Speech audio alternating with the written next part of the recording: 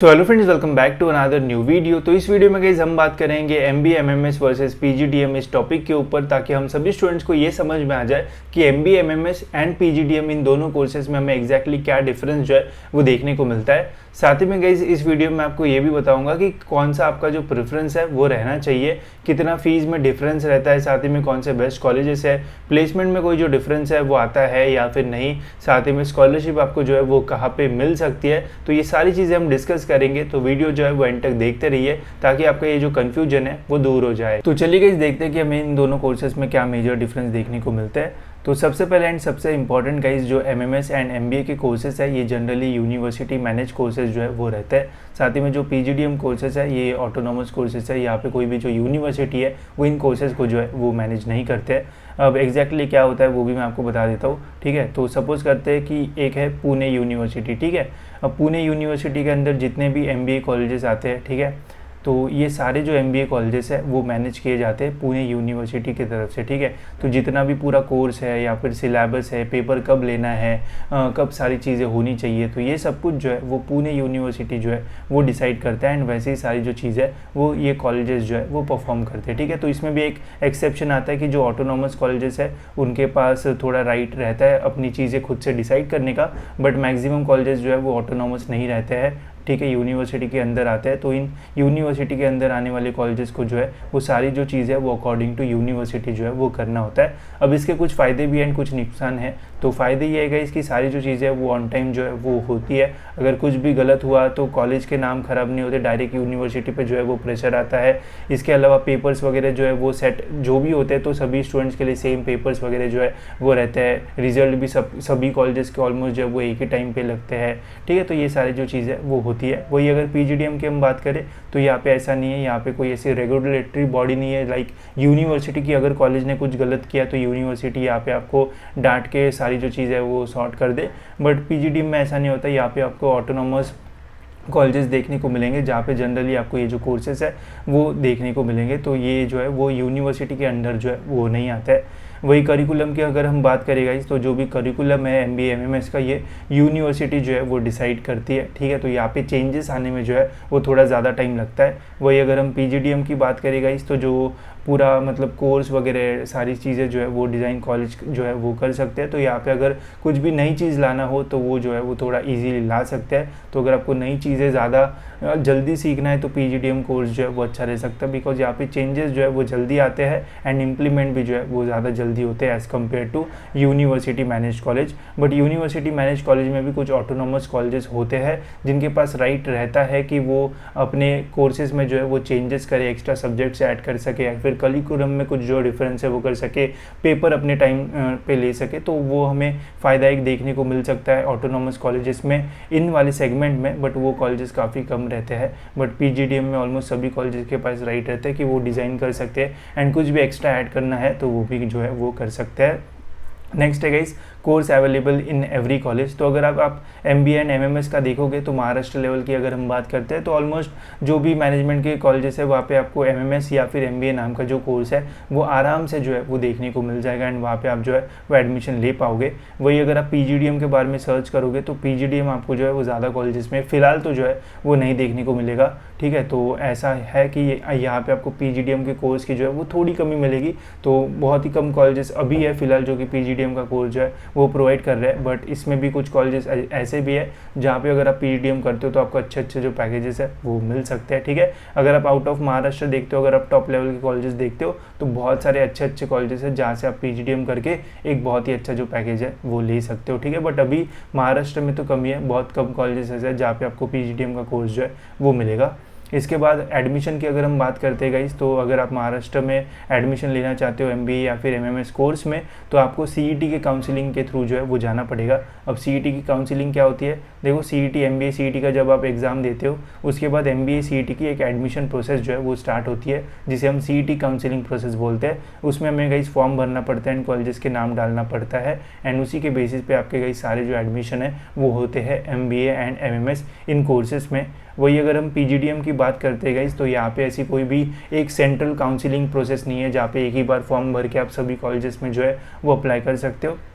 यहाँ पे अगर आपको अप्लाई करना है तो आपको इंडिविजुअली कॉलेजेस के जो फॉर्म्स है वो भरने पड़ेंगे, एंड सभी कॉलेजेस के फॉर्म फिल करने के लिए आपको हर एक कॉलेज का फॉर्म भर के उनकी एक एप्लीकेशन फ़ीस जो है वो पे करना पड़ता है। तो ये थोड़ी डिफ़िकल्ट प्रोसेस है। पीजीडीएम के लिए अभी भी कोई भी एक सेंट्रलाइज प्रोसेस जो है वो नहीं रिलीज़ हुई है, ठीक है। तो ये एक थोड़ा प्रॉब्लम है। तो अगर आप पीजीडीएम के बारे में सोच रहे हो तो आपको इंडिविजुअली कॉलेजेस को सर्च करके उनका जो एक इंडिविजुअल फॉर्म है वो फिल करना पड़ेगा।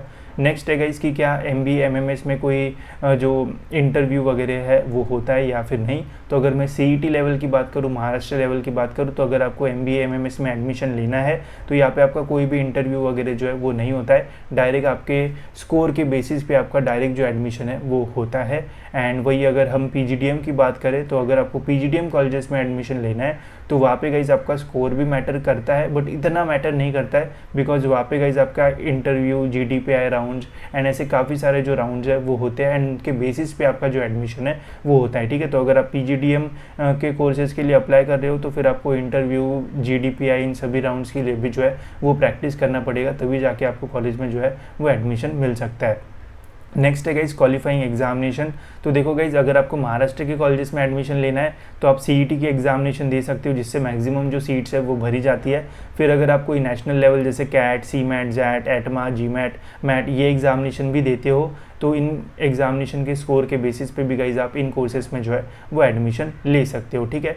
वही अगर हम पीजीडीएम की बात करें तो यहाँ पे कुछ कॉलेज सीईटी का स्कोर एक्सेप्ट करते हैं, कुछ कॉलेज सीईटी का जो स्कोर है वो एक्सेप्ट नहीं करते हैं। बाकी अगर आपको मेजॉरिटी जो स्कोर है वो एक्सेप्ट करने वाली एग्जामिनेशन जानना है तो कैट आप दे सकते हो, जिससे आपको इजीली कोई भी पीजीडीएम कॉलेज में जो एडमिशन है वो मिल सकता है। इसके अलावा सीमैट नाम की एक एग्जामिनेशन होती है जो कि एक बहुत अच्छी एग्जामिनेशन मानी जाती है अगर आपको पीजीडीएम कोर्सेज में एडमिशन लेना है तो ये दो एग्जामिनेशन बहुत ज़्यादा पॉपुलर है अगर आपको पीजीडीएम कोर्सेज में एडमिशन लेना है तो। बाकी और कॉलेजेस कुछ ऐसे भी है जो जैट, एटमा, जीमैट, मैट इनका कोर्सेज, इनका स्कोर जो है वो भी एक्सेप्ट करते हैं, but majority CAT and CMAT का जो स्कोर है वो एक्सेप्ट करते हैं, ठीक है।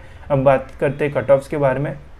अब देखो गाइस, जो एमबीए एंड एमएमएस का कट ऑफ अगर आप देखोगे तो ये जो कट ऑफ है वो आपको हाई देखने को मिलेगा एज़ कम्पेयर टू पीजीडीएम का कट ऑफ। अगर आप कंपेयर करोगे गाइस कॉलेज का तो एक सेम कॉलेज जो कि एमएमएस का प्रोग्राम प्रोवाइड करता है, नहीं वही सेम कॉलेज पीजीडीएम का प्रोग्राम प्रोवाइड करता है, तो आपको कट ऑफ में अच्छा खासा डिफरेंस देखने को मिलेगा। एमएमएस का कट ऑफ आपको देखने को मिलेगा 99-98 के आसपास, वही आपको पीजीडीएम का 85 टू 90 के आसपास जो कट ऑफ है वो देखने को मिलेगा। तो इतना हमें जो डिफरेंस है वो देखने को फिलहाल तो मिल रहा है, एंड ऐसा बोला जाता है कि पीजीडीएम बेटर होता है, बट कट ऑफ में आपको ये जो बड़ा डिफरेंस है वो देखने को मिलता है, ठीक है। तो जो एमबीए एंड एमएमएस का कट ऑफ है वो ज़्यादा रहता है एज़ कम्पेयर टू पीजीडीएम।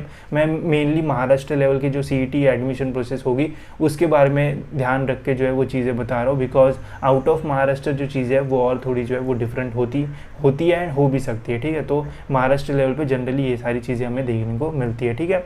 वही अगर हम कट ऑफ्स की बात करेगा इस, तो जो कट ऑफ्स है एमबीए एमएमएस के वो इजीली अवेलेबल होती है। सीईटी सेल ऑफिशियल जो कट ऑफ्स है वो रिलीज़ होते हैं, जहाँ पे आप देख के जान सकते हो कि कौन से कॉलेज का कितना जो कट ऑफ है वो गया था लास्ट ईयर का।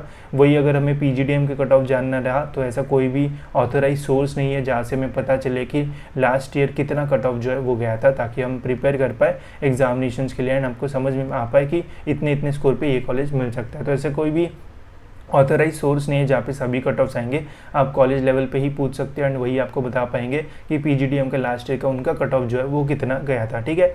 अब बात करते हैं सबसे इंपॉर्टेंट चीज़ जो कि है गाइस फीस से आपको इन दोनों कोर्सेज में एक बहुत बड़ा जो डिफरेंस है वो देखने को मिलेगा। एमबीए एमएमएस का फीस अगर स्ट्रक्चर अगर आप देखोगे तो आपको फीस जो है वो काफ़ी कम लगेगी। वही जब आप पीजीडीएम का फीस स्ट्रक्चर देखोगे तो आपको पीजीडीएम का जो फीस है वो काफ़ी ज़्यादा जो है वो लगेगा। अगर मैं एक सिंपल कंपैरिजन करूँ गाइस तो एक बेस्ट कॉलेज है महाराष्ट्र का जिसका फीस स्ट्रक्चर जो है वो 2 साल का जाता है ऑलमोस्ट 6 लाख का। वही अगर आप एक पीजीडीएम उसी लेवल का कॉलेज, जैसे ये कॉलेज की बात मैं कर रहा हूँ जिसका फीस ऑलमोस्ट 6 लाख के आसपास जाता है, जहाँ पे आपको एवरेज 20 लाख के आसपास पैकेज मिल सकता है, इसी लेवल का कॉलेज अगर आप पीजीडीएम में ढूंढने जाते हो तो उसका जो फीस स्ट्रक्चर है गाइस वो आपको 15 से 20 लाख के आसपास जो है वो देखने को मिल सकता है, ठीक है। तो इतना जो डिफरेंस है वो आता है। वही अगर मैं एवरेज कॉलेजेस की बात करूँ तो एवरेज कॉलेजेस का जो फीस स्ट्रक्चर है एमबीए एमएमएस में वो 3-4 लाख के आसपास जो है वो जा सकता है। अगर आप कैंडिडेट हो ओबीसी, एससी, एसटी तो वहाँ पे फीस जो है वो 1-2 लाख भी जो है वो जाता है। वही अगर मैं पीजीडीएम की बात करूँ तो यहाँ पे एवरेज कॉलेज जहाँ पे इतने ज़्यादा प्लेसमेंट्स या फिर इतने ज़्यादा हाई पैकेजेस आपको नहीं मिलेंगे, तब भी गाइज वहाँ का जो फीस स्ट्रक्चर है वो आपको 8 लाख से तो लेके 12-13 लाख के आसपास जो है वो देखने को मिल सकता है। तो फीस में आपको बहुत बड़ा जो डिफरेंस है वो देखने को मिलेगा। इसके अलावा और एक इम्पॉर्टेंट चीज़, अगर आप महाराष्ट्र के स्टूडेंट हो तो महाराष्ट्र में सभी स्टूडेंट्स को जो स्कॉलरशिप है वो मिलती है। अगर आपका कैप राउंड के थ्रू एडमिशन होता है तो उसमें भी जो SC OBC कैटेगरी स्टूडेंट है उन्हें तो भर भर के स्कॉलरशिप मिलती है। तो सपोज करते हैं कि अगर आपकी 1 लाख फीस है तो अगर आप एक OBC स्टूडेंट हो तो अगर आप स्कॉलरशिप फॉर्म भरते हो तो आपकी 50% जो फीस है वो माफ़ हो जाती है। SC स्टूडेंट को तो और भी ज़्यादा बेनिफिट्स मिलते हैं। तो ये सारी चीज़ें आपको MBA MMS में जो है वो मिलेगी, बिकॉज ये यूनिवर्सिटी मैनेज कॉलेजेस होते हैं एंड यूनिवर्सिटी जो है वो स्टेट गवर्नमेंट में उसमें जो है वो आती है। तो स्कॉलरशिप जो ये वाली कॉलेजेस है जो यूनिवर्सिटी मैनेज रहेंगे उन्हें मिलेगी, बट जो PGDM कॉलेजेस है जो ऑटोनॉमस कॉलेजेस होते हैं वहाँ पे गाइस आपको ये जो स्कॉलरशिप की फैसिलिटी है वो नहीं मिलेगी। गवर्नमेंट वाली स्कॉलरशिप हो सकता है कि अलग अलग कॉलेजेस के डिफरेंट स्कॉलरशिप प्रोग्राम हो, उसकी मैं बात नहीं कर रहा हूँ। मैं एक जनरल स्कॉलरशिप की बात कर रहा हूँ जो कि ऑलमोस्ट सभी स्टूडेंट की मिलती है अगर आप कैप राउंड से MBA MMS कॉलेजेस में एडमिशन लेते हो जो कि यूनिवर्सिटी मैनेज्ड होते हैं वहाँ पे, ठीक है। तो ये भी एक बहुत बड़ा डिफरेंस है। तो अब अगर हम देखते हैं तो जो स्टूडेंट जहाँ पे ज़्यादा फीस अफोर्ड नहीं कर सकता है तो PGDM हो सकता है उनके लिए थोड़ा डिफिकल्ट हो, बिकॉज वहाँ पे फीस स्ट्रक्चर जो है वो ज़्यादा होता है, ठीक है। इसके अलावा अगर हम टीचिंग की बात करेगा इस तो अभी जैसे मैं काफ़ी सारे इंटरव्यूज़ वगैरह भी देख रहा था तो PGDM में आपको टीचिंग जो है वो थोड़ी अच्छी मिल सकती है। वहाँ पर आपको थोड़े न्यू चीज़ें जो है वो ज़्यादा सीखने को मिल सकती है एंड थोड़ा इनोवेटिव कोर्स है, ठीक है। तो काफ़ी सारी एक्स्ट्रा चीज़ें आपको यहाँ पे सीखने को मिल सकती है। बट MBA MMS में भी गाइस काफ़ी सारे ऐसे कॉलेजेस हैं जहाँ पे आपको काफ़ी अच्छी जो चीज़ है वो सीखने को मिलेगी, ठीक है। अब एक मेजर डिफरेंस बता देता हूँ जिससे आपको डिसीजन लेने में जो है वो थोड़ा ईजी होगा। अगर आप अभी MBA या फिर PGDM दोनों में से कोई एक कोर्स में एडमिशन लेने की सोच रहे हो तो अभी जो मेन चीज़ है लोग कैसे प्रायोरिटी देते हैं वो मैं आपको बता देता हूँ। सबसे पहली प्रायोरिटी होती है उनकी MBA या फिर MMS की, ठीक है। तो सबसे पहले देखो गाइस कि अगर आपको MBA MMS में टॉप 10 कॉलेजेस मिल रहे हैं या फिर नहीं, ठीक है। अगर आपको यहाँ पे टॉप 10 कॉलेजेस में से कोई एक कॉलेज मिलता है तो फिर आप MBA MMS जो है वो सोच सकते हो उसके बारे में, बिकॉज वहाँ पे फीस भी कम होगा एंड टॉप 10 कॉलेजेस में आपको अच्छे खासे प्लेसमेंट्स वगैरह जो है वो भी मिल सकते हैं महाराष्ट्र में। वही अगर हम PGDM की बात करें तो सपोज अगर आपको MBA MMS में टॉप 10 कॉलेजेस जो है वो नहीं मिल रहे, ठीक है, तो फिर आप जो है वो PGDM के बारे में सोचो। फिर देखो कि PGDM में कौन से अच्छे कॉलेजेस है एंड वहाँ पे हमें कहाँ पे अप्लाई करना चाहिए, ठीक है। तो अगर आपको टॉप 10 नहीं मिलता है तो फिर PGDM के बारे में सोचो। अब यहाँ पे टॉप 10 मैं उनकी बात कर रहा हूँ जिनका स्कोर जो है वो अच्छा होगा। अब कुछ स्टूडेंट ऐसे भी होंगे जिन्हें अभी 90 मार्क्स मिले होंगे, जिनका परसेंटाइल रहेगा 80-85, ठीक है, तो वो डायरेक्ट PGDM के बारे में सोचना शुरू कर देंगे, ठीक है। तो वो सोच सकते हैं बिकॉज 80 परसेंटाइल 85 परसेंटाइल में भी PGDM में आपको टॉप कॉलेजेस मिल सकते हैं, बट वहाँ पर आपको जो फीस है वो अच्छा खासा देना पड़ेगा, ठीक है। वही अगर आप 80-90 में MBA MMS के कॉलेजेस देखोगे तो टॉप 10 तो छोड़ ही दो, टॉप 20 में भी मिलना जो है वो थोड़ा मुश्किल होता है, बिकॉज यहाँ पे कंपटीशन जो है वो ज़्यादा है। अब आपके मन में क्वेश्चन होगा कि यार भैया PGDM के कॉलेजेस कौन से है वही पता नहीं है। तो गाइस देखो मैंने आपके लिए जो लिस्ट बनाई थी कॉलेजेस की तो उसमें मैंने कुछ कॉलेजेस अभी हाईलाइट किए, जैसे वेलिंगकर में आपको PGDM जो है वो मिलेगा, जो JBIMS है वन ऑफ द बेस्ट, वहाँ पे PGDM नहीं है, सिडनम में भी नहीं है, COEP में भी नहीं है, फिर पुम्बा में भी नहीं है, SIES में PGDM है। तो इसके बारे में सोच सकते हो अगर आपको पहले ही इतने कॉलेजेस नहीं मिलते, ठीक है, तो ये एक अच्छा कॉलेज है, ठीक है। तो जो स्टूडेंट को MBA MMS में ये कॉलेजेस नहीं मिल रहे उसको PGDM में SIES जो है वो मिल सकता है। इतना कट ऑफ में जो डिफरेंस है वो आता है, ठीक है। वही फिर आपको चेतना में जो है वो मिल जाएगा, MET में मिल जाएगा, फिर इंदिरा में आपको जो है वो मिल जाएगा, विवेकानंद में PGDM है, फिर ठाकुर में, रिजवी में। तो यहाँ पे मैंने ऐसे डाल दिया है, ठीक है, तो आप ये देख सकते हो। तो इन कॉलेजेस में PGDM है तो इंक्वायरी करना आप जो है वो शुरू कर सकते हो, बट फर्स्ट प्रायोरिटी रखो MBA MMS। अगर वहाँ पे आपको अच्छे कॉलेजेस नहीं मिल रहे तो फिर PGDM के बारे में सोचो।